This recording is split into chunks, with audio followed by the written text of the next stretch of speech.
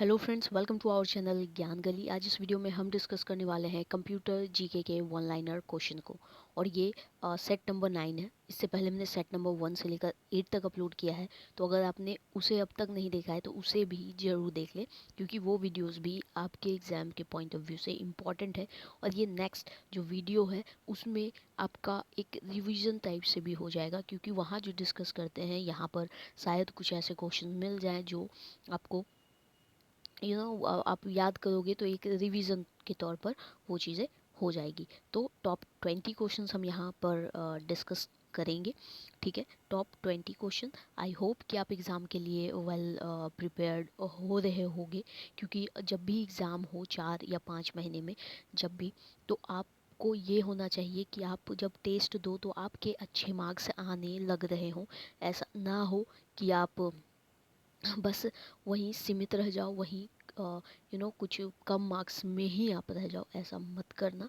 ठीक है, कंप्यूटर एक टॉपिक है जिसे आप महीने 1.5 महीने में ख़त्म कर दोगे, अगर अच्छे से 1-2 घंटे भी या घंटे भर भी डेली से आज से भी पढ़ना स्टार्ट करते हो तो। ठीक है, तो हम क्वेश्चन डिस्कस करते हैं। हमारे एक व्यूअर है, ठीक है, सब्सक्राइबर हमारे हैं जो डेली वीडियोस देख रहे हैं और पसंद भी कर रहे हैं। ठीक है, इसलिए हम क्या कर रहे हैं, आपका जो 1 जनवरी था ना, जिस दिन लोग छुट्टी लेते, तो उस दिन भी हम आपके लिए वहाँ वीडियो अपलोड कर दिए। ठीक है, और कोई भी ऐसा नहीं होगा कि छुट्टी के दिन हम नहीं अपलोड करेंगे, ज़रूर करेंगे। ठीक है, तो आप लोगों को बस कंटिन्यू करना है। और सेट 50 तक, ठीक है, सेट 50 तक कंप्यूटर के क्वेश्चंस डेफिनेटली रहेंगे, आप लोगों के लिए रहेंगे, और आप लोग अच्छे से बस पढ़िए। ठीक है, तो आइए क्वेश्चन नंबर 1 हम डिस्कस करते हैं। क्वेश्चन नंबर 1 क्या है? भारत में निर्मित परम कंप्यूटर किस प्रकार का कंप्यूटर है? तो भारत में निर्मित जो परम कंप्यूटर है ना, परम यहाँ पे परम, तो परम कंप्यूटर जो है वो सुपर कंप्यूटर है। ठीक है, परम कंप्यूटर किस टाइप का है? तो ये सुपर कंप्यूटर है। बहुत बार एग्जाम्स में ये पूछे गए हैं, डिफरेंट टाइप ऑफ एग्जाम्स में। ओके, जहाँ कंप्यूटर के क्वेश्चन पूछे जाते हैं। नेक्स्ट है, माइक्रो प्रोसेसर किस पीढ़ी का कंप्यूटर है? जो माइक्रो प्रोसेसर है कंप्यूटर, वो किस पीढ़ी का कंप्यूटर है? तो आपको पता होना चाहिए कि ये चतुर्थ पीढ़ी का कंप्यूटर है। ठीक है, नेक्स्ट देखिए क्या है। कीबोर्ड में फंक्शन की संख्या कितनी है? ठीक है, फंक्शन की, ठीक है, कि जो नंबर्स है, ठीक है, वो कितनी है? तो वो 12 है। आपको पता होना चाहिए कि कीबोर्ड के टॉप में आपने बटन्स देखे होंगे, और उसमें F1 से लेकर F12 तक टोटल 12 बटन्स होते हैं, जिनका डिफरेंट डिफरेंट यूजेस हैं, और वो हेल्प करते हैं आपको किसी भी चीज़ को जल्दी से आसानी से करने में। ओके, जैसे F1 का अपना अलग यूज़ है, F4 का अपना अलग यूज़ है, F5 का अपना अलग यूज़ है, F12 का अपना अलग यूज़ है, F7 भी हम यूज़ करते हैं। ठीक है, तो हर जो चीज़ें हैं वो इम्पॉर्टेंट है, तो एक टॉपिक एक अलग से बनता है फंक्शन की वाला। आप साइड पे कहीं रख लेना, ठीक है, कि ये इम्पॉर्टेंट टॉपिक्स हैं। एफ जैसे कि हम जनरेशन वाला, ये एक इम्पॉर्टेंट टॉपिक बनता है। ठीक है, ओके, तो मैं जब भी कुछ कहूँ कि ये इम्पोर्टेंट टॉपिक है, तो आप कहीं भी साइड पे, जो भी आपका कंप्यूटर का अगर कॉपी है, तो वो साइड पे आप उसे मार्क कर लेना कि ये वीवीआई क्वेश्चन है। ठीक है, VVI very very important question, जैसे कि एक जनरेशन वाला। ठीक है, जो जनरेशन वाला टॉपिक है। दूसरा ये फंक्शन की वाला, आपको सभी फंक्शन की पता होने चाहिए कि F1 से लेकर F12 जितने भी फंक्शन की है उसके क्या यूज़ है। सारे जो शॉर्टकट्स हैं वो आपको पता होना चाहिए, एक इम्पॉर्टेंट ये भी टॉपिक है।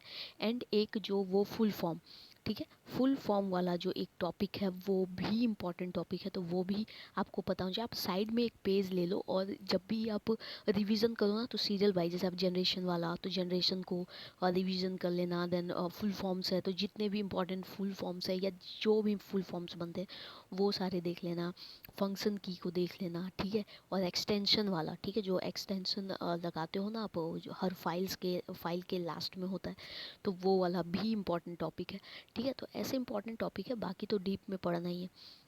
तो फंक्शन की 12 है, ठीक है।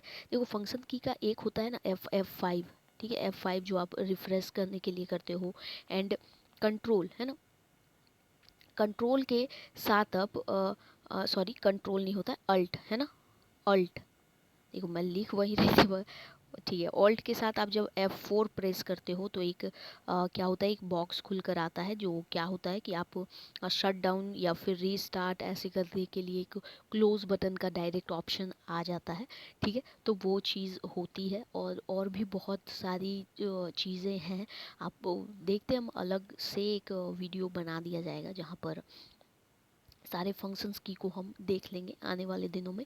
तो इम्पॉर्टेंट टॉपिक है, ओके। नेक्स्ट क्वेश्चन देखिए क्या है। नेक्स्ट क्वेश्चन हमारा है, कंप्यूटर से पढ़े जाने वाले अलग अलग लंबाई चौड़ाई, देखिए यहाँ चौड़ाई एक साथ होगा, यहाँ अलग हो गया है, ठीक है। तो लंबाई और चौड़ाई की लाइनों वाले कोड को कहते हैं, ठीक है। जो कंप्यूटर पढ़ता है ना, कंप्यूटर से पढ़े जाने वाले अलग अलग लंबाई चौड़ाई की लाइनों वाले कोड को कहा जाता है बार कोड। उन्हें क्या कहा जाता है, बार कोड कहा जाता है, ओके। नेक्स्ट क्वेश्चन देख लीजिए क्या है। नेक्स्ट क्वेश्चन है, किस प्रिंटर द्वारा, ठीक है, किस प्रिंटर द्वारा स्ट्रोक से अक्षर प्रिंट होते हैं, किस प्रिंटर द्वारा स्ट्रोक से कंप्यूटर प्रिंट होते हैं। देखिए मैंने स्टार्टिंग में ही कहा था कि अगर आप लोगों ने प्रीवियस वीडियो यानी 1 से लेकर 8 तक नहीं देखा तो उसे देखिए, क्योंकि हमने वहाँ पे कुछ ऐसे क्वेश्चंस होते हैं जो जब डिस्कस करते हैं और वो नेक्स्ट वीडियो में भी आते हैं तो एक तरह से आपके रिवीजन हो जाते हैं। जैसे कि मैंने देखिए ये क्वेश्चन हमने प्रीवियस वीडियो में ही डिस्कस कर लिया था और उसके बारे में डिटेल में भी बताया है, ठीक है, कि जो किस प्रिंटर द्वारा स्ट्रोक से अक्षर प्रिंट होते हैं, तो वो डॉट मैट्रिक्स प्रिंटर है, ठीक है। डॉट मैट्रिक्स प्रिंटर हैं, और डॉट मैट्रिक्स प्रिंटर जो हैं वो किस टाइप के प्रिंटर होते हैं, ठीक है, और कैसे, जैसे अभी मतलब स्ट्रोक से होते हैं, ठीक है, स्ट्रोक से जैसे इस टाइप से वो लिखे होते हैं अक्षर जो भी होते हैं, ठीक है। जैसे हमें ए लिखना है तो ए इस टाइप से होंगे, ठीक है, इस टाइप से डॉट्स में होते हैं यानी कि स्ट्रोक्स में होते हैं, ठीक है। और स्ट्रोक से और क्या होता है कि आप जब अपने मार्कशीट देखोगे या कंप्यूटर का ये सॉरी बैंक का पासबुक वगैरह, तो वो सारे जो प्रिंट होते हैं ना वो डॉट मैट्रिक्स प्रिंटर से होते हैं। तो ये हमने डिस्कस किया है पहले, तो आप लोगों को वो वीडियोस प्रीवियस आप लोग देखने से चूकना मत, ओके। नेक्स्ट क्या है, इंटरनल स्टोरेज किस प्रकार का स्टोरेज है। जो इंटरनल स्टोरेज होता है तो वो किस प्रकार का स्टोरेज होता है, तो उसे हम प्राइमरी जो स्टोरेज होता है वो उसका एक उदाहरण है, ठीक है। तो इंटरनल स्टोरेज किस प्रकार का स्टोरेज है, तो प्राइमरी स्टोरेज है ये, ठीक है। नेक्स्ट देखिए क्वेश्चन नंबर 7, सेल फोनों में किस प्रकार के स्टोरेज डिवाइस, ठीक है, स्टोरेज डिवाइस का उपयोग किया जाता है, ठीक है। तो सेल फोनों में किस प्रकार के स्टोरेज डिवाइस का उपयोग किया जाता है, तो फ्लैश, ठीक है, फ्लैश स्टोरेज डिवाइसों का उपयोग किया जाता है। नेक्स्ट नेक्स्ट क्या है, डिस्क को ट्रैकों और सेक्टरों में विभाजित करने की प्रक्रिया क्या है, ठीक है। डिस्क को, ठीक है, जो डिस्क होते हैं डिस्क को ट्रैकों और सेक्टरों में विभाजित करने की प्रक्रिया फॉर्मेटिंग कहलाती है। क्या कहलाती है, फॉर्मेटिंग, ठीक है। क्या कहलाती है, फॉर्मेटिंग। देखिए एक फॉर्मेटिंग वर्ड्स में, ठीक है, एक अलग से मेन्यू पे होता है, आप लोग देखा होगा। और जैसे कि जो लेटर्स होते हैं या कुछ भी होता है तो उसके लाइंस को सेटअप करना, डिज़ाइन करना, कलर करना, वो भी एक तरह से फॉर्मेटिंग ही, जो फॉर्मेटिंग होता है वो सॉरी फॉर्मेटिंग जो होता है, ठीक है, उसे कहते हैं। एक होता है फॉर्मेट, ठीक है, फॉर्मेट, इसके बारे में भी आप लोगों को पता होगा। और मुझे जब इसका पता चला था तो इसकी मैंने बहुत भारी कीमत चुकाई थी, क्योंकि वहाँ पे मैंने क्या होता ये ऑप्शन आया और मुझे पता नहीं था कि इसका मतलब क्या होता है। उस टाइम पे बहुत पहले की बात है, जब मुझे जितने भी डिवाइसेस थे तो न्यू मार्केट पे आए थे और आपके पास वो होते नहीं तो आप उससे रिलेट नहीं कर पाते, तो वो ऑप्शन मुझे पता नहीं था कि फॉर्मेट का मतलब क्या होता है। ठीक है, और उस मेरी वजह से क्या हुआ था, उस डिवाइस की जितनी भी चीज़ें थी वो सारी की सारी डिलीट हो गई थी, फॉर्मेट हो गई थी। और जिस वजह से क्या बहुत बहुत बुरा लगा था। तो वो चीज़ें हुई तो मुझे फॉर्मेट के बारे में पता चला। ठीक है, लेकिन एक भारी कीमत चुका कर। तो फॉर्मेट ऐसे हुआ था मुझसे। तो फॉर्मेट मतलब पता ही है क्या होता है। ठीक है, और फॉर्मेटिंग एक अलग चीज़ है। और फॉर्मेटिंग एक वर्ड पे या पेज को क्या बोलते हैं उसे कलर करना, सेटअप करना, वो सारी चीज़ें जो भी कंटेंट होते हैं उसे फॉर्मेटिंग ही कहलाती है। फॉर्मेटिंग और डिस्क को ट्रैकों और सेक्टर्स में विभाजित करने की प्रक्रिया को भी फॉर्मेटिंग हम लोग कहते हैं। क्या कहते हैं? फॉर्मेटिंग। ठीक है, नेक्स्ट क्या है? रैम वॉलाटाइल मेमोरी है क्योंकि, ठीक है, रैम जो है वो वॉलाटाइल मेमोरी उसे कहते हैं। क्यों? तो क्योंकि डाटा रिटेन करने के लिए इसे सतत पावर सप्लाई की ज़रूरत होती है। तो ये वॉलाटाइल रैम रोम जो है वो नॉन वॉलाटाइल उसे कहते हैं। तो डाटा रिटेन करने के लिए इसे पावर सप्लाई की क्या होती है? ज़रूरत होती है रैम को। ठीक है, और इससे क्या होता है कि जैसे ही बिजली चली जाती है, इलेक्ट्रिक इसे नहीं मिलती, तो इसकी जो मेमोरी होती है वो लॉस्ट हो जाती है, जबकि रोम की ऐसी नहीं होती। ठीक है, वहाँ कंटेंट जो होते हैं वो सिक्योर रहते हैं, उसकी जो इलेक्ट्रिक होती है वो लॉस्ट होने पर भी मेमोरी रहती है। ओके, नेक्स्ट क्वेश्चन देखिए, क्वेश्चन नंबर 10 हमसे क्या कहता है।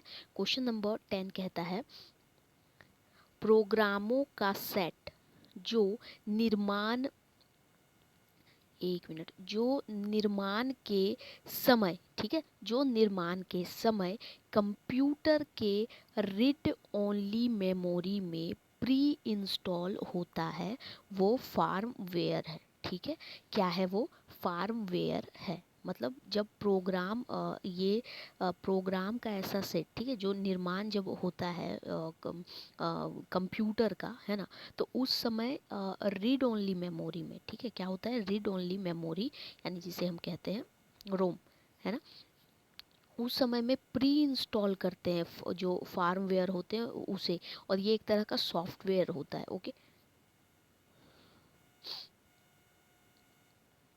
नेक्स्ट क्वेश्चन देखिए क्या है। भाषा जिसे कंप्यूटर बिना ट्रांसलेशन प्रोग्राम के समझता है कहलाता है। मतलब भाषा, लैंग्वेज जिसे कंप्यूटर बिना ट्रांसलेशन प्रोग्राम के समझता है कहलाती है मशीनी भाषा, यानी मशीन लैंग्वेज उसे हम कहते हैं।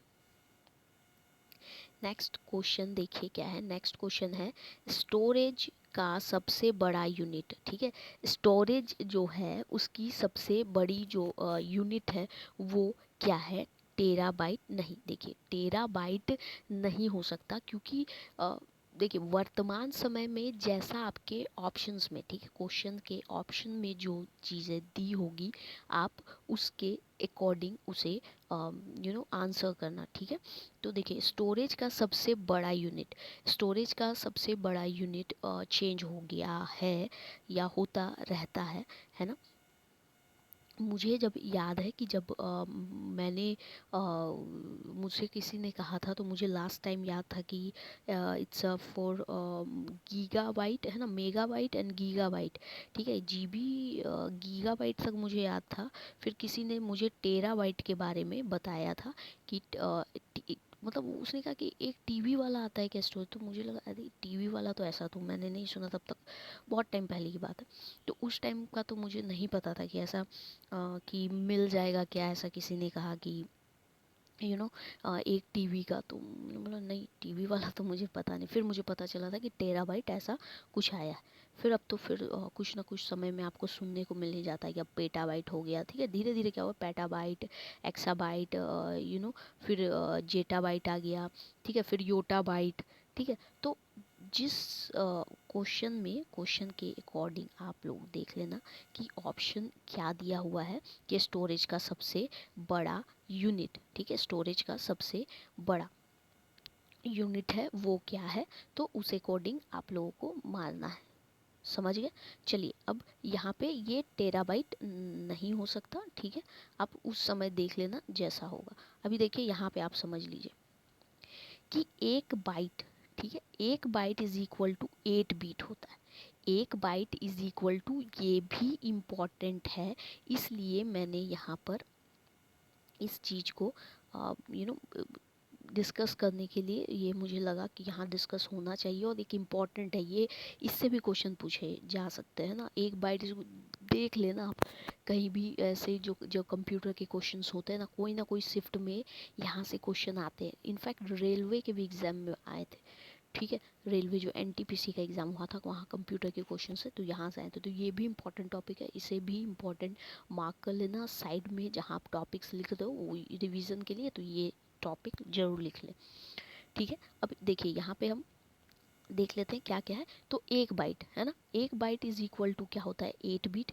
Then 1024 byte, 1024 byte is equal to एक kilo byte, kilo byte stand for KB, ठीक है। एंड 1024 किलो बाइट ये हो जाता है एक मेगा बाइट, ठीक है, MB जिसे बोलते हैं। और 1024 MB, MB megabyte it's for gigabyte, ठीक है, GB गीगाबाइट। एंड नेक्स्ट देखिए 1024 gigabyte is equal to 1 terabyte, TB terabyte, ठीक है। फिर क्या है, 1024 टेराबाइट का फिर इज इक्वल टू कितना हो जाएगा, 1 पेटाबाइट, ठीक है, PB पेटाबाइट। नेक्स्ट फिर क्या है, 1024 पेटाबाइट, ठीक है, 1024 पेटाबाइट इज इक्वल टू क्या हो जाएगा, एक्साबाइट, है ना, एक्साबाइट, एक एक्साबाइट हो जाता है। फिर 1024 exabyte is equal to 1 zettabyte. And 1024 zettabyte is equal to yottabyte, ठीक है, क्या हो जाएगा, योटा बाइट, 1 योटा बाइट। तो उस अकॉर्डिंग जो अभी सबसे बड़ा यूनिट हो जाएगा वो आप मार लेना और ऑप्शन में देख लेना क्या चल रहा है, ठीक है। कंप्यूटर में आपको अपडेट रहना बहुत ज़रूरी होता है। जैसे पूछ लिया जाएगा अभी कौन सा एंड्रॉयड ये चल रहा है, लास्ट एग्ज़ाम में ये पूछा गया था, 14 में, जो 14-15 में हुआ था वहाँ पर, ठीक है। तो वो चीज़ आपको देखना, उस समय का आई थिंक लॉ कौन सा था, चलो वो ध्यान में नहीं, डिस्कस करेंगे क्वेश्चन तब देख लेंगे। नेक्स्ट देखिएगा क्वेश्चन हमसे क्या कहता है, ठीक है। देखिए वीडियो लंबी तो नहीं हो रही है ना, ऐसे बताइए क्या और हम कम समय शॉर्ट समय में करें और सिर्फ ऐसे ही चले जाएं क्या, ऐसा आप कमेंट में ज़रूर बताइएगा। क्योंकि वीडियो समझाने में थोड़ा लंबा हो जाता है, तो क्या उसे हमें कम कर देना चाहिए, उतना डिटेल नहीं जाना चाहिए, सिर्फ आंसर देख ले, ऐसे क्या करें, कमेंट में बताइएगा। नेक्स्ट क्वेश्चन देखिए क्या है, 8 लगातार बीटों की सीरीज को क्या कहते हैं, 8 लगातार बीट की जो सीरीज होती है उसे हम बाइट कहते हैं, पता ही आपको है ना, उसे क्या कहेंगे, बाइट कहते हैं, अभी पढ़ा।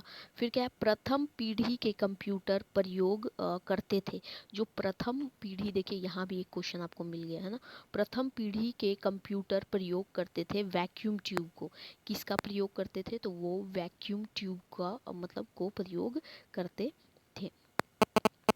क्वेश्चन नंबर 15 देखिए क्या है, कंप्यूटर वायरस केवल एक प्रकार का सॉफ्टवेयर है जो मुख्यतः नष्ट करता है प्रोग्रामों को, क्या करता है, वो नष्ट करता है।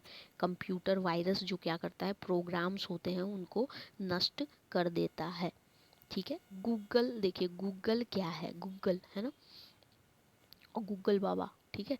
गूगल क्या है, गूगल सर्च इंजन है, ठीक है। गूगल क्या है, तो गूगल सर्च इंजन है, आप सभी को पता है इसके बारे में। नेक्स्ट है, आधुनिक डिजिटल कंप्यूटरों में किस पद्धति का उपयोग किया जाता है। आधुनिक जो डिजिटल कंप्यूटर्स है उसमें किस पद्धति का प्रयोग किया जाता है, तो द्विआधारी अंक पद्धति का प्रयोग किया जाता है। ठीक है, द्विआधारी अंक पद्धति का प्रयोग किया जाता है। नेक्स्ट देखिए क्वेश्चन क्या है, अर्नेट क्या है। ठीक है, अर्नेट क्या है, तो देखिए अर्नेट क्या है, एक कंप्यूटर नेटवर्क है। क्या है, एक कंप्यूटर नेटवर्क है ये। अर्नेट का अगर फुल फॉर्म देख लो आप, या आपको पता भी होना चाहिए, ये क्या है, एजुकेशनल, ठीक है, एजुकेशनल एंड, थोड़ी सी ये पतली कर ले क्या, एजुकेशनल एंड रिसर्च नेटवर्क। ठीक है, क्या है ये,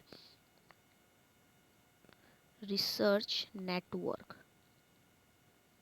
तो ये अर्नेट क्या है, अर्नेट है एजुकेशनल एंड रिसर्च नेटवर्क। इसे अगर हम हिंदी में कहें तो हिंदी में ये क्या हो जाएगा वो भी देख लीजिए, ये हो जाएगा शिक्षण, इसे क्या बोलेंगे, एजुकेशनल एंड रिसर्च नेटवर्क को हम कहेंगे शिक्षण एवं अनुसंधान। ठीक है, क्या बोलेंगे, अनुसंधान नेटवर्क। ठीक है, अब आप समझो कि इसने क्या किया था कि ये जो अर्थनेट है, ठीक है, अर्नेट सॉरी, अर्नेट जो है यानी एजुकेशनल एंड रिसर्च नेटवर्क, इसने देश में नेटवर्क की सुविधा लाने में महत्वपूर्ण योगदान निभाया था। और आप कह सकते हो भारत में इसने बहुत तरह की जो सुविधाएं हैं वो दी थी। ठीक है, तो इसने क्या किया कि देश में नेटवर्क की सुविधा लाने में महत्वपूर्ण भूमिका निभाई थी अर्नेट ने। ओके, अर्नेट का अगर आप देखो तो ये क्या है, शिक्षण एवं अनुसंधान नेटवर्क यानी education and research network. Okay, next question की ओर बढ़ते हैं। क्वेश्चन नंबर 19 यहाँ हम देखेंगे। क्वेश्चन नंबर 19 क्या है, तो नई स्लाइड के लिए कीबोर्ड शॉर्टकट क्या है। अब अगर आपने पावर पॉइंट, ठीक है, अगर आप पावर पॉइंट यूज़ करते हो ना तो आपको पता होगा, मैंने बोला प्रैक्टिकल भी आपको बहुत ज़रूरी है। आप लोग अगर नहीं कर रहे हो, कंप्यूटर है तो 10 मिनट कर लोगे, कोई हर्ज नहीं। देखिए नई स्लाइड के लिए कीबोर्ड शॉर्टकट क्या है, तो नई स्लाइड के लिए जो कंप्यूटर शॉर्टकट है वो है कंट्रोल एन। कंट्रोल एन जो होता है ना वो न्यू पेज लेने के लिए, जैसे अगर आप वर्ड यूज़ कर रहे हो, एक्सेल यूज़ कर रहे हो, तो अगर आपको एक न्यू फाइल वापस से बनानी है, एक नई कुछ भी चीज़ आपको बनानी है, जैसे नई फाइल बनानी है वर्ड पे, चाहे एक्सेल पे नई पेज लेनी है, ठीक है, एक नया पेज समझो, न्यू फ्रेश वाला ब्लैंक पेज टाइप से, ठीक है, ब्लैंक पेज, तो वो कंट्रोल एन आप करोगे तो नई स्लाइड के लिए भी, यानी कि नई प्रेजेंटेशन आप बना रहे हो, न्यू पीपीटी, न्यू फाइल ले रहे हो आप बनाने के लिए, फ्रेश वाला फाइल, इसमें कुछ भी नहीं है, ब्लैंक है, तो वो कंट्रोल एन यूज़ करेंगे। ठीक है, लेकिन अगर, ठीक है, लेकिन आप क्या करोगे, आप ऑलरेडी एक स्लाइड पे काम कर रहे हो, ठीक है, एक स्लाइड पे काम कर रहे हो, ठीक है, तो देखो यहाँ यहाँ क्वेश्चन में क्या बोल रहा है कि नई स्लाइड के लिए कीबोर्ड शॉर्टकट क्या है, तो नई स्लाइड मतलब एक एक चयनित स्लाइड आपके पास ऑलरेडी है और आप चाहते हो एक नई स्लाइड लेना, एक ब्लैंक स्लाइड, एक फ्रेश स्लाइड लेना, मतलब आप अब उस पेज पे जो पहले से उस पे काम ना करके एक नई प्रेजेंटेशन बनाओगे तो कंट्रोल एन यूज करोगे। लेकिन अगर आप ऑलरेडी एक प्रेजेंटेशन पे काम कर रहे हो, एक स्लाइड पे वर्क कर रहे हो, तो चयनित जो आपकी स्लाइड है उस स्लाइड के बाद आप क्या करना चाहते हो, एक नई स्लाइड उसी फाइल पे एक और नई स्लाइड लेना चाह रहे हो, तो उसका शॉर्टकट जो होगा वो होगा CTRL+M। आई होप आपको समझ में आ गया होगा कि हम क्या समझाना चाह रहे हैं आप लोग को। ठीक है, ठीक है, एक बार और डिस्कस अगर आप लोग के लिए कर देते हैं। देखो एक फाइल पे आप काम कर रहे हो ऑलरेडी। फिर यहाँ पे फिर आपको लगा कि मुझे एक और न्यू फाइल चाहिए, तो आप न्यू फाइल बोलूँ या फिर ये ब्लैंक डॉक्यूमेंट है ना, तो वहाँ पे आप एक फिर से क्या करोगे, कंट्रोल एन प्रेस करके एक नया फाइल, यहाँ पे आप क्या करोगे, एक कार रेस का प्रेजेंटेशन तैयार करोगे। और इस वाले पे आप क्या करोगे, एक चलो बुक की लाइब्रेरी के ये पे करोगे। तो ये अलग अलग फाइल्स हो गए हैं ना, अलग ब्लैंक डॉक्यूमेंट्स आप लेना चाहते हो, अन्य फाइल खोलना चाहते हो तो कंट्रोल एन का यूज करोगे। लेकिन अगर आप एक ही प्रेजेंटेशन, ये आपका एक प्रेजेंटेशन है और आप क्या कर रहे हो, एक एक स्लाइड पे आप काम यहाँ कर रहे हो, आपके पास 2 स्लाइड है, 3 स्लाइड है, और अब आप क्या कर रहे हो, एक फोर्थ स्लाइड अगर आप चाहते हो, उसी फाइल में फोर्थ स्लाइड अगर आप चाहते हो, तो आप क्या करोगे, आप करोगे कंट्रोल एम प्रेस, तो आपके पास एक स्लाइड और आ जाएगा।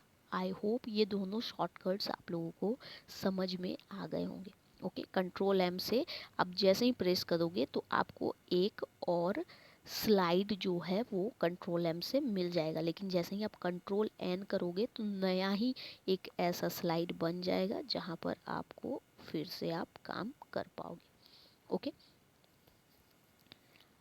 और एक आता है, देखो और एक होता है कंट्रोल प्लस डी, डुप्लीकेट। तो कंट्रोल डुप्लीकेट क्या होता है, मान लो एक फाइल, आप एक प्रेजेंटेशन में एक स्लाइड लिए हो तो उस पर ये पिक्चर है, तो सेम देखो कंट्रोल एम कर दोगे, कंट्रोल एम कर दोगे तो एक ब्लैंक आ जाएगा, लेकिन आपको सेम यही चाहिए, तो कंट्रोल आप जैसे ही डी करोगे तो सेम टू सेम यहाँ पे वो स्लाइड आ जाएगा। ओके, नेक्स्ट देखते हैं क्या है। नेक्स्ट है परस्पर संबंधित रिकॉर्ड के समूह को डेटाबेस कहते हैं। आप तो वो पहले भी वीडियो में बता चुके हैं ना, परस्पर संबंधित रिकॉर्ड के समूह को डाटाबेस कहते हैं। ओके, तो ये सेट नंबर 9 का टॉप 20 क्वेश्चन हमने डिस्कस कर लिया। लॉन्ग हो गया है मगर डिस्कस किया थोड़ा, ऐसे हमने बात की इसलिए लॉन्ग हो गया, बट बताइएगा जैसा आपको अच्छा लगे।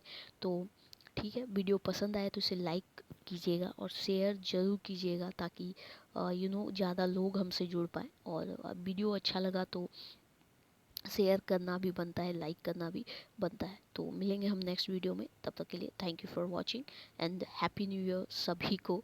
ठीक है,